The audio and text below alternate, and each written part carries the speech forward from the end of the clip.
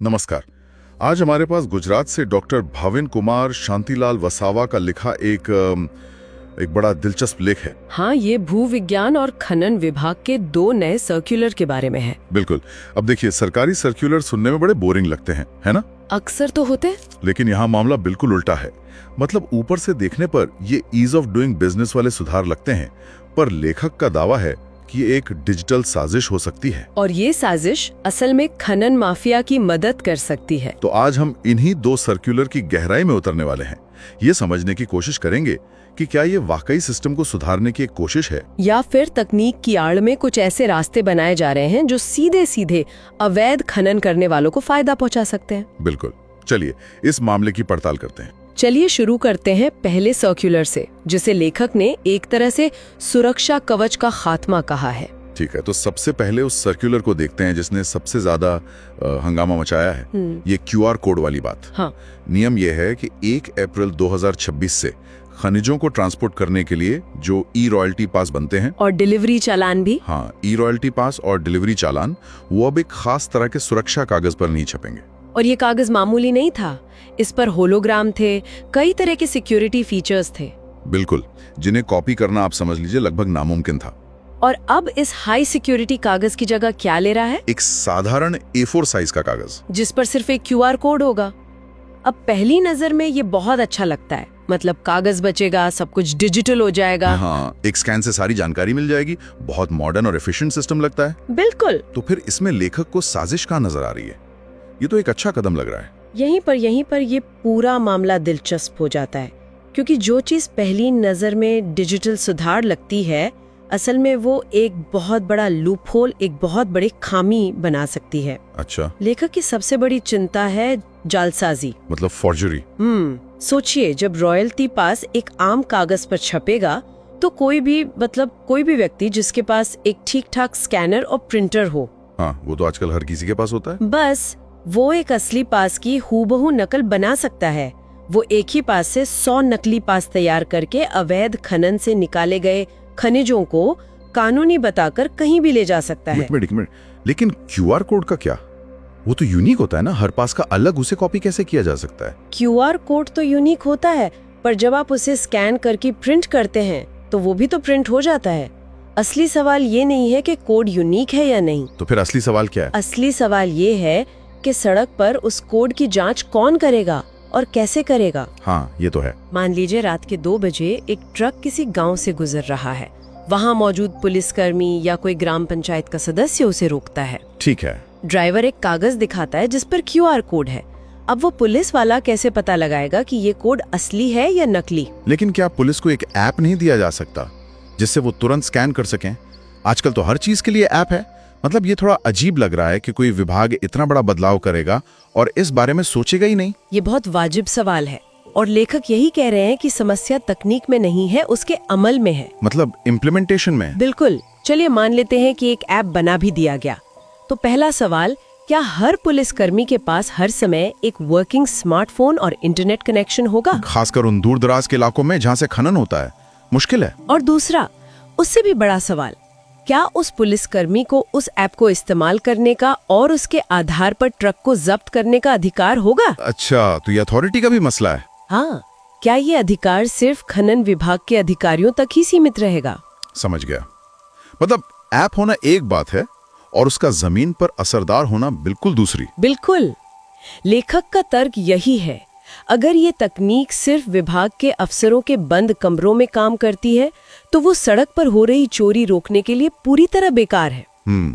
अवैध खनन करने वाले को पता है कि 99% जगहों पर उसे कोई नहीं रोकेगा, क्योंकि जांच करने का सिस्टम नहीं है। खौफ होकर नकली पास लेकर घूमेगा।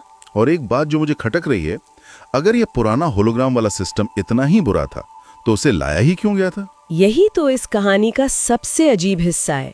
लेखक याद दिलाते हैं कि ये सुरक्षा कागज वाला सिस्टम 2015 में एक खास प्रस्ताव पास करके चोरी रोकने के लिए ही लाया गया था। अच्छा। सरकार ने इस पर पैसा खर्च किया, एक पूरा तंत्र बनाया, और अब बिना ये बताए कि वो सिस्टम क्यों फेल हुआ, उसे अचानक खत्म किया जा रहा है। ये तो एक तरह से सरकारी पैसे की बर्बादी हुई हो गई है, या फिर उन्हें नजरअंदाज करके एक ऐसा सिस्टम लाया जा रहा है जो दिखने में मॉडर्न है पर असल में और भी कमजोर है। समझ गया। तो एक तरफ तो निगरानी के सबसे जरूरी कागज को, मतलब रॉयल्टी पास को, बेहद कमजोर किया जा रहा है, लेकिन कहानी का दूसरा हिस्सा वो और भी अजीब है। हाँ, वो उन ठेकेदारों से जुड़ा है जो सरकार के लिए सड़कें और इमारतें बनाते हैं। बिल्कुल।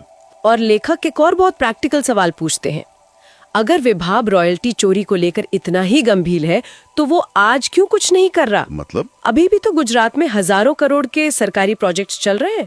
विभाग के अधिकारी उन कंस्ट्रक्शन साइट्स पर जाकर औचक निरीक्षण, मतलब सरप्राइज चेक क्यों नहीं करते? हाँ, वो क्यों नहीं जांचते कि इस्तेमाल हो रहा मटेरियल कानूनी है या नहीं? ऑफिस में बैठकर नए नियम बनाने से जमीन पर क्या बदलेगा अगर निगरानी करने की नियत ही ना हो? और लेखक ने उस एक बहाने का भी जिक्र किया है जो अधिकारी अक्सर देते हैं। हाँ, वो बहुत मजेदार हिस्सा है। लेखक कहते हैं कि जब भी किसी सरकारी काम में रॉयल्टी चोरी की शिकायत होती है तो विभाग के पास एक रटा रटाया जवाब होता है। क्या? अरे ये तो सरकार का काम है। अच्छा। लेखक इस बहाने की हवा निकाल देते हैं। वो कहते हैं, भाई साहब, काम तो सरकारी है लेकिन उसे करने वाला ठेकेदार तो प्राइवेट है। और वही ठेकेदार सरकारी काम की आड़ में लाखों टन खनिज बिना रॉयल्टी चुकाए इस्तेमाल कर रहा है। मतलब वो सरकारी खजाने को चूना लगा रहा है और आप इसे सरकारी काम का पर्दा डालकर बचा रहे हैं। बिल्कुल। अब हम आते हैं दूसरे सर्कुलर पर। इसके मुताबिक सरकारी परियोजनाओं जैसे सड़क, नहर या बिल्डिंग बनाने वाले ठेकेदारों को अपना फाइनल पेमेंट लेने से पहले खनन विभाग से एक नो ऑब्जेक्शन सर्टिफिकेट यानी एनओसी लेना जरूरी होगा।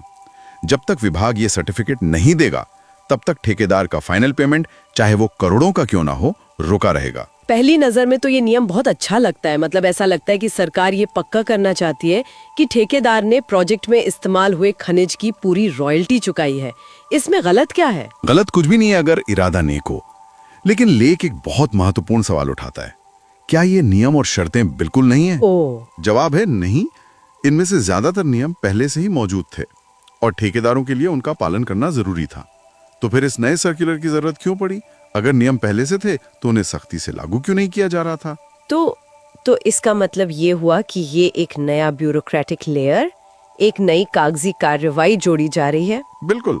और यहीं पर लेख एक गंभीर आशंका की तरफ इशारा करता है।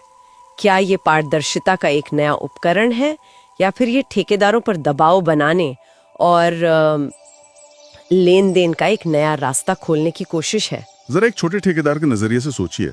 उसने महीनों, शायद सालों मेहनत करके एक सड़क बनाई है। उसका पैसा फंसा हुआ है। उसने सारे दस्तावेज जमा कर दिए हैं और अब उसे एक सर्टिफिकेट के लिए बाबुओं के दफ्तरों के चक्कर काटने पड़ रहे हैं। ये स्थिति उस पर कितना दबाव बनाएगी? हाँ, बिल्कुल। जब पेमेंट एक हस्ताक्षर पर आकर अटक जाता है तो ये भ्रष्टाचार के लिए एक बहुत उपजाऊ जमीन तैयार कर देता है। पारदर्शिता के नाम पर सेटिंग का एक नया सिस्टम खड़ा हो सकता है। और इस आशंका को विभाग का रवैया और मजबूत करता है, जैसा कि लेख में बताया गया है। हाँ। कि जब कोई नागरिक किसी सरकारी प्रोजेक्ट में रॉयल्टी चोरी की शिकायत करता है तो अक्सर विभाग से यह कह के पल्ला झाड़ लिया जाता है कि अरे ये तो सरकार का काम है। ये कैसा तर्क है? ये एक बहुत ही अजीब और सच कहूं तो खतरनाक तर्क है। हाँ, प्रोजेक्ट सरकारी हो सकता है लेकिन उसे बनाने वाला ठेकेदार तो निजी है। बिल्कुल। और अगर वो सरकारी काम की आड़ में खनिज की चोरी करके रॉयल्टी नहीं चुका रहा है तो वो सीधे सीधे सरकारी खजाने को यानी जनता के पैसे को चूना लगा रहा है। सही बात है। उसे सरकारी काम का कवच देना तो अपनी जिम्मेदारी से भागने जैसा है। ये दिखाता है कि जमीनी स्तर पर जांच को लेकर गंभीरता की कितनी कमी है। तो अब हमारे सामने दो चीजें हैं। एक तरफ रॉयल्टी पास को असुरक्षित बनाया जा रहा है और दूसरी तरफ भुगतान रोकने के लिए एक नया हथियार तैयार किया जा रहा है। लेकिन लेख के अनुसार ये दोनों ही सर्कुलर असल मुद्दे से ध्यान भटकाने जैसे हैं। असली मुद्दा तो कुछ और ही है। बिल्कुल।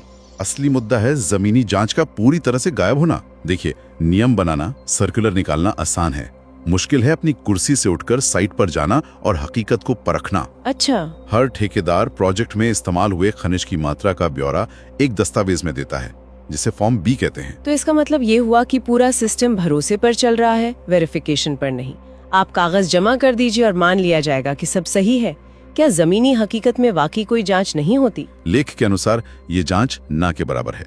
सोचिए, एक अधिकारी को करना क्या है? उसे बस उस फॉर्म बी को लेना है, प्रोजेक्ट साइट पर जाना है और सड़क की लंबाई, चौड़ाई या बिल्डिंग के आकार को नापकर एक साधारण सी गणना करनी है। कि क्या फॉर्म में बताई गई खनिज की मात्रा और असल में इस्तेमाल हुई मात्रा मेल खाती है या नहीं। लेकिन ये बुनियादी काम भी नहीं हो रहा है। नहीं हो रहा है। जब तक कागज की जांच जमीन पर नहीं होगी तब तक कोई भी कागजों पर कुछ भी दिखा सकता है। लेकिन ये कहानी यहीं खत्म नहीं होती। बात सिर्फ मात्रा की जांच की नहीं है, बल्कि एक और भी बड़ा सवाल है, खनिज आ कहां से रहा है। Source of mineral. हाँ, खनिज का स्रोत। ये एक बहुत बड़ा लूप होल है। हो सकता है एक ठेकेदार के पास वैध रॉयल्टी पास हो जो उसने किसी वैध खदान से खरीदा हो। ठीक है, लेकिन वो उस एक पास की आड़ में कई ट्रक माल किसी अवैध खदान से उठा सकता है जहां उसे खनिज लगभग मुफ्त में मिल रहा है। ओ, जब तक विभाग ये ट्रैक नहीं करता कि हर ट्रक किस जीपीएस टैग्ड वैध खदान से निकला है और कहां जा रहा है, तब तक आप चोरी का एक बहुत बड़ा रास्ता खुला छोड़ रहे हैं। आपको सिर्फ रॉयल्टी नहीं बल्कि खनिज के स्रोत को ट्रैक करना होगा। और इस पूरी सप्लाई चेन में स्टोन क्रशर जैसे जो मध्यस्थ हैं, उनकी भी तो एक बड़ी भूमिका होती होगी। बिल्कुल, क्योंकि कपची मतलब ग्रावल जैसे खनिज तो सीधे खदान से नहीं आते। एक और महत्वपूर्ण कड़ी, क्रशर्स के पास कच्चा पत्थर जिसे ब्लैक ट्रैप कहते हैं कहां से आ रहा है। क्या जिन खदानों से वो पत्थर ला रहे हैं उनके पास वैध लीज है? क्या उनका हिसाब किताब सही है? अगर क्रशर ही अवैध खदान से कच्चा माल ले रहा है तो उससे निकलने वाला हर उत्पाद अवैध है, भले ही उसकी रॉयल्टी बाद में चुका दी जाए। मतलब पूरी सप्लाई चेन की जांच होनी चाहिए। बिल्कुल, खदान से लेकर क्रशर और फिर प्रोजेक्ट साइट तक। ये सब तो एक बहुत बड़े और गहरे सिस्टेमिक फेलियर की ओर इशारा कर रहा है, और ये हमें उस मुद्दे पर लाता है जिसे लेख में पूरी व्यवस्था की जड़ कहा गया है, खदानों का वैज्ञानिक मापन और सर्वेक्षकों की भूमिका। हाँ, और ये लेख का सबसे तीखा प्रहार है। आरोप ये है कि पूरे गुजरात में अनगिनत खदानें हैं जिनका बरसों से वैज्ञानिक तरीके से सही मापन और इंस्पेक्शन ही नहीं हुआ है। क्या? विभाग के सर्वेक्षक और अधिकारी दफ्तरों में बैठे हैं जबकि उनका असली काम जमीन पर है। इसका मतलब क्या हुआ? क्या किसी को ठीक से पता ही नहीं है कि कौन सी खदान कितनी बड़ी है या कितनी गहरी खोदी जा चुकी है? आप सही समझ रही हैं। जब तक आप किसी खदान की सीमाओं का, उसकी गहराई का ड्रोन से या आधुनिक तकनीक से डिजिटल मैप ही तैयार नहीं करेंगे, तो आप पता कैसे लगाएंगे? आप ये कैसे पता लगा सकते हैं कि उसमें से कितना खनिज निकाला गया? अगर किसी खदान की गहराई 10 मीटर स्वीकृत है और कोई उसे 20 मीटर तक खोद रहा है तो ये सीधी सीधी चोरी है। हाँ, जाहिर है। लेकिन ये चोरी तभी पकड़ी जाएगी जब कोई नियमित रूप से जाकर उसे नापेगा। लेख में एक बहुत दमदार बात कही गई है, जब तक खदानों की सीमाओं और गहराई का मापन ही नहीं होगा तब तक ये कागजी सर्कुलर जारी करने से खनिज चोरी कैसे रुकेगी? ये सवाल तो पूरी व्यवस्था की नींव पर ही उंगली उठाता है। बिल्कुल। ऐसा लगता है कि असल काम जो खदानों और प्रोजेक्ट साइट्स पर होना चाहिए उसे छोड़कर सिर्फ दफ्तरों में बैठकर नियम बनाए जा रहे हैं। यही हो रहा है। जब तक सर्वेयर और अधिकारी अपनी कुर्सियां गर्म करते रहेंगे और जमीनी हकीकत से दूर रहेंगे, तब तक ऐसे सर्कुलर्स सिर्फ दिखावा बनकर रह जाएंगे। असल सुधार तब होगा जब खदानों का वास्तविक मापन होगा, खनिज के स्रोत को ट्रैक किया जाएगा और फॉर्म बी का जमीनी सत्यापन होगा। तो आज की हमारी चर्चा का सार ये है कि गुजरात खनन विभाग के 2 नए सर्कुलर सुधार के बजाय कई गंभीर चिंताएं पैदा कर रहे हैं। एक तरफ ई रॉयल्टी पास से सुरक्षा कवच हटाकर नकली पास के धंधे को बढ़ावा देने का जोखिम उठाया जा रहा है, तो दूसरी तरफ एनओसी की शर्त लगाकर भ्रष्टाचार के लिए एक और नई खिड़की खुलने की आशंका जताई जा रही है। सही है, और यह सब उस कड़वी हकीकत के बीच हो रहा है जहां व्यवस्था की बुनियादी जरूरतें यानी खदानों का मापन, खनिज के स्रोत की ट्रैकिंग और साइट पर जाकर खपत की जांच पूरी तरह से नजरअंदाज की जा रही हैं। और देखिए, लेख हमें एक बहुत महत्वपूर्ण विचार के साथ छोड़ जाता है। तकनीक का इस्तेमाल पारदर्शिता बढ़ाने के लिए होना चाहिए, जवाबदेही से बचने या कंट्रोल का नया जरिया बनाने के लिए नहीं। बिल्कुल। अगर आप तकनीक का उपयोग खदानों की डिजिटल मैपिंग, ड्रोन से सर्वे और खनिज ले जा रहे ट्रकों की रियल टाइम ट्रैकिंग के लिए करते तो यह एक वास्तविक सुधार होता। हाँ, वो सच में ईज ऑफ डूइंग बिजनेस होता।